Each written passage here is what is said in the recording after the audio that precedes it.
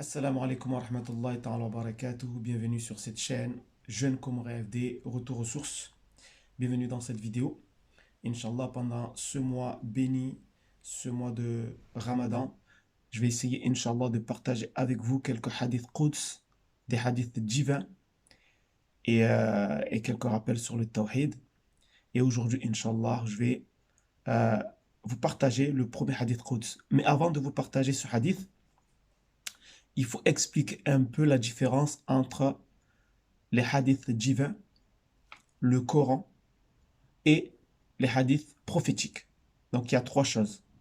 Le Coran, hadith divin et hadith prophétique. Donc ça s'appelle hadith divin ou hadith Quds. Souvent on dit hadith Quds parce que Quds c'est un des noms d'Allah.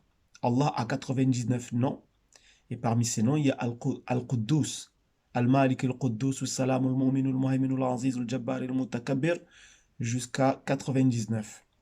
Donc, Al-Quddus, ça veut dire le saint. D'accord? Ce sont des hadiths qui viennent que, que Allah a révélés aux prophètes. Donc, quelle est la différence déjà entre le Coran et les hadiths divins, les hadiths Quds? Le Coran, c'est une révélation d'Allah via l'ange Gabriel. Donc, l'ange Jibril prenait les versets dans le livre bien gardé, Lawh al-Mahfouz, et il venait enseigner au prophète. Donc c'est une révélation. Et le prophète sallallahu alayhi wa sallam lisait texto ce que l'ange l'enseignait. Donc l'ange apportait les versets, il enseignait au prophète et le prophète disait texto ce que l'ange lui enseignait. Donc il ne changeait aucun mot, aucune phrase. Il disait exactement ce que l'ange lui enseignait. Voilà, donc c'est ça le Coran. Une révélation via l'ange Jibril et le prophète ne changeait aucun mot. Les hadiths Quds, c'est aussi une révélation. C'est une révélation par un songe, par un rêve ou par une inspiration. Donc Allah inspirait le prophète ou montrait au prophète quelque chose ou il lui disait quelque chose et ensuite le prophète disait ce qu'il a vu ou ce qu'il a entendu mais avec ses propres mots. Donc c'est pas comme le Coran. Le Coran, le prophète disait exactement ce que l'ange lui a dit, il ne changeait aucun mot. Alors que là, c'est une révélation d'Allah via une inspiration ou un songe, et le prophète disait ce qu'il a vu, ce qu'il a entendu, mais en utilisant ses propres mots à lui. Donc elle est là un peu la différence entre le Coran et les hadiths divins. La différence aussi entre le Coran et les hadiths divins, c'est que le Coran, on le lit par exemple pendant la prière. D'accord?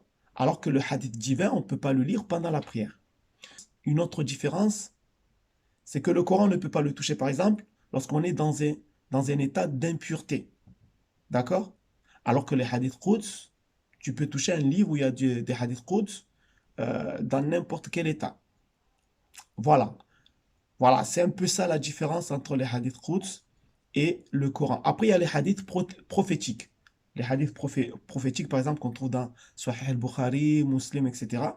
Ce sont les paroles du prophète, ce que le prophète a dit ou a fait, etc., qui ont été rapportés par ses compagnons, via une chaîne de rapporteurs, voilà, jusqu'à nous. D'accord? Donc voilà la différence. Donc les hadiths Quds, ce qu'il faut retenir, c'est que ce sont des révélations d'Allah.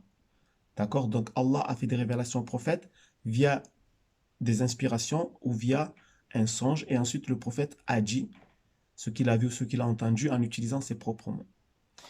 Donc voilà, donc j'espère que c'est un peu clair. Donc le hadith du jour.